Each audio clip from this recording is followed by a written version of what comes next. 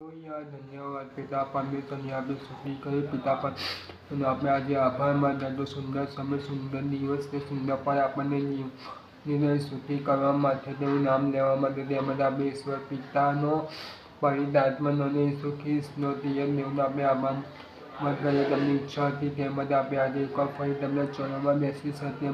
ઈશ્વર પિતાનો, ઈશ્વર પુત્રનો, ઈશ્વર પવિત્ર આત્માનો આપણે આભાર બાપા વાત કરીએ કે મહાન પરમેશ્વર છે. આપણને 25 દિવસ સુધી સાચવ્યો ચરણોમાં દોરી લાવ્યો અને આજે ફરી 126મા દિવસે તેમના ચરણોમાં દોરી લાવ્યો.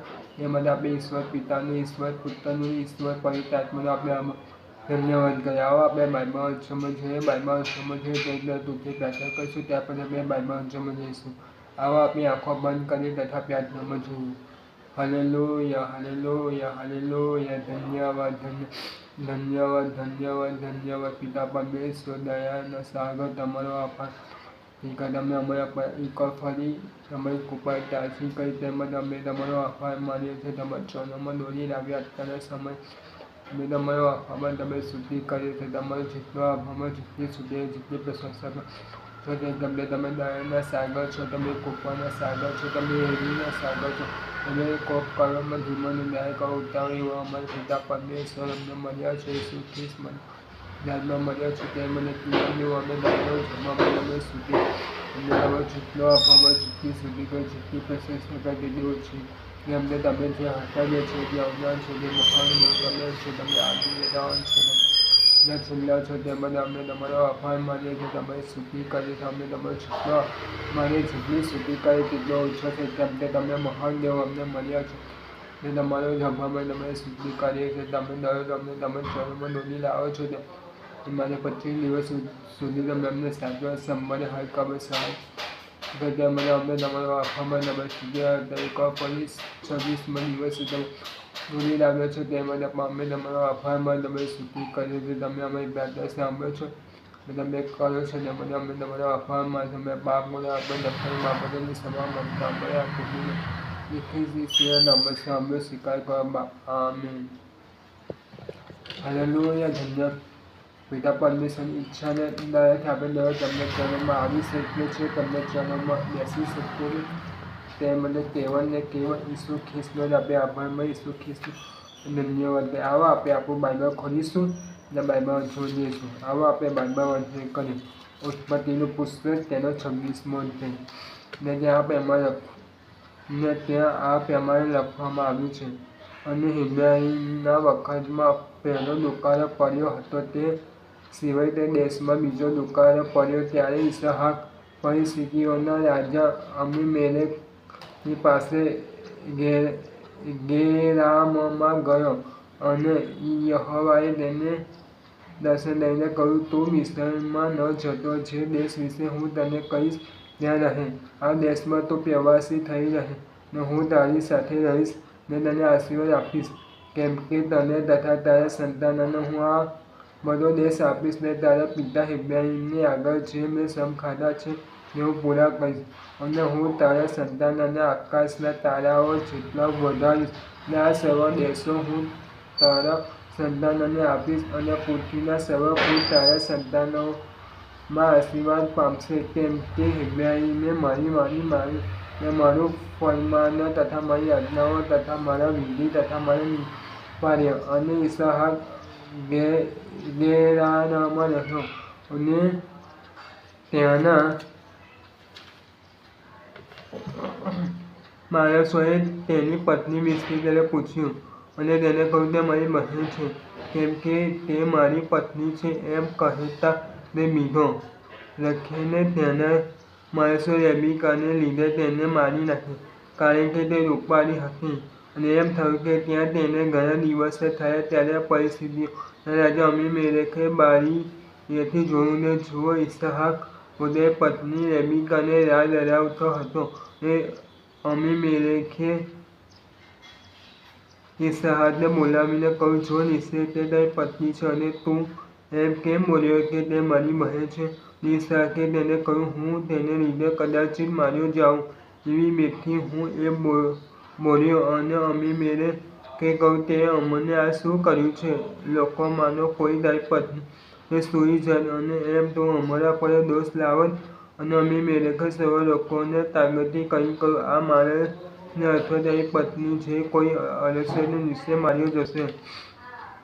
અને ઈસાકે તે દેશમાં વાવણી કરી, તેજ વર્ષે 100 ગણું પામ્યો અને યહોવાએ તેને આશીર્વાદ આપ્યો ને તે મોટો માણસ થયો અને એમ વધતા બહુ મોટો થયો અને તેની પાસે ગાય તથા ઢોર તથા ઘણા દાસો થયા. અને પરિસ્થિતિઓએ તેની અદેખાઈ કરી અને તેના પિતા ઇબ્રાહીમના દિવસોમાં જે સર્વ કૂવા તેના પિતાના દાસોએ ખોદ્યા હતા તે પરિસ્થિતિઓ એ માટીથી પૂરી નાખ્યા હતા. અને અબીમેલેકે ઈસાકને કહ્યું, તું અમારી પાસેથી જા, કેમ કે તું અમારા કરતાં બહુ સમર્થ થઈ ગયો છે. પછી ઈસાકે ત્યાંથી નીકળીને ગેરારના નીચાણમાં તંબુ માર્યો ને તે ત્યાં રહ્યો. અને તેના પિતા ઇબ્રાહીમના વખતમાં તેઓએ પાણીના જે કૂવા ખોદ્યા હતા તે ઈસાકે ગાળી કાઢ્યા, કેમ કે ઇબ્રાહીમના મરણ પછી પરિસ્થિતિઓએ તે પૂરી નાખ્યા હતા. અને તેમના જે નામ તેના પિતાએ પાડ્યા હતા તે જ નામ તેઓના પાડ્યા. અને ઈસાકના દાસોએ નીચાણમાં ખોદ્યું ને ત્યાં તેમને પાણીનો એક ઝરો મળ્યો અને એ પાણી અમારું છે એમ કહેતા ગેરારના ભરવાડો ઈસાકના ભરવાડો સાથે લડ્યા અને તે કૂવાનું નામ એશેલ પાડ્યું, કેમ કે તેઓ તેની સાથે લડ્યા હતા. અને તેઓએ બીજો કૂવો ખોદ્યો અને તે વિષય પર તેઓ લડ્યા અને તેને તેનું નામ શિતના પાડ્યું. અને ત્યાંથી જઈને તેને બીજો કૂવો ખોદ્યો અને તેને માટે તેઓ લડ્યા નહીં અને તેને તેનું નામ રહોબોત પાડ્યું અને કહ્યું, હવે યહોવાએ મને પુષ્કળ જગ્યા આપી છે અને આ દેશમાં અમે સફળ થઈશું. અને તે ત્યાંથી બેરશેબા ગયો. અને તે જ રાતે યહોવાએ તેને દર્શન આપી કહ્યું, હું તારા પિતા ઇબ્રાહીમનો દેવ છું, બીજ નહીં, કેમ કે હું તારી સાથે છું ને મારા સેવક ઇબ્રાહીમને લીધે હું તને આશીર્વાદ આપીશ ને તારી સંતાનો વધારીશ. અને તેણે ત્યાં વેદી બાંધીને યહોવાના નામે પ્રાર્થના કરીને ત્યાં પોતાનો તંબુ માર્યો. અને ત્યાં ઈસાકના દાસોએ એક કૂવો ખોદ્યો. અને અબીમેલેકે પોતાના મિત્રોના એક અહુજાદ તથા પોતાના સેનાપતિ ફિકોલ સહિત ગેરાથી ઈસાક પાસે આવ્યો. અને ઈસાકે તેઓને કહ્યું, તમે મારો દ્વેષ કરો છો અને તમારી પાસેથી મને કાઢી મૂક્યો છે અને મારી પાસે તમે કેમ આવ્યા છો? અને તેઓએ કહ્યું, અમે નિશ્ચય જાણ્યું છે કે યહોવા તારી સાથે છે. અને એમ કહ્યું કે હવે આપણે એકબીજાની સાથે સમ ખાઈને આપણે કરાર કરીએ કે જેમ અમે તને છેડ્યો નથી તારું માત્ર ભલું જ કર્યું ને શાંતિથી તને વિદાય કર્યો, તેમ તો અમારા ભૂંડું નહીં કર્યું. હવે તો યહોવાથી આશીર્વાદિત છે. અને તેણે તેઓને માટે મિજબાની કરી ને તેઓએ ખાધું ને પીધું. અને તેઓ મોટી સવારે ઉઠીને અરસપરસ સમ ખાધા. ઈસાકે તેઓને વિદાય કર્યા ને તેઓ તેની પાસેથી શાંતિએ ગયા. અને તે જ દિવસે એમ થયું કે ઈસાકના દાસોએ જે કૂવો ખોદ્યો હતો તે વિશે તેઓને આવીને કહ્યું, અમને પાણી જડ્યું છે. અને તેણે તેને શીબા નામ આપ્યું. માટે આજ સુધી તે નગરનું નામ બેરશેબા કહેવાય છે. અને એસાવ 40 વર્ષનો થઈ ને હિત્તી બેરીની દીકરી યહૂદીથીને તથા હિત્તી એલોનની દીકરીને બાસમાતને પરણ્યો. અને તેઓ ઈસહાક તથા રેબેકાના જીવને સંતાનરૂપ હતી. પ્રભુ તેના વાંચેલા વચનને ખૂબ ખૂબ આશીર્વાદિત કરે. આમેન. આવો આપણે છેલ્લી પ્રાર્થનામાં જઈશું. આવો આપણી આંખો બંધ કરી તથા પ્રાર્થના કરીએ. Hallelujah, hallelujah, hallelujah. તમારો આભાર માનીએ છીએ. તમારી સ્તુતિ કરી રહ્યા છે પિતા. તમે અમારો કેટલો આભાર માનીએ છીએ, કેટલી સ્તુતિ. તો તમે અમને સંભાળો છો, સાચવો છો, બચાવો છો, જરૂરિયાતો પૂર્ણ.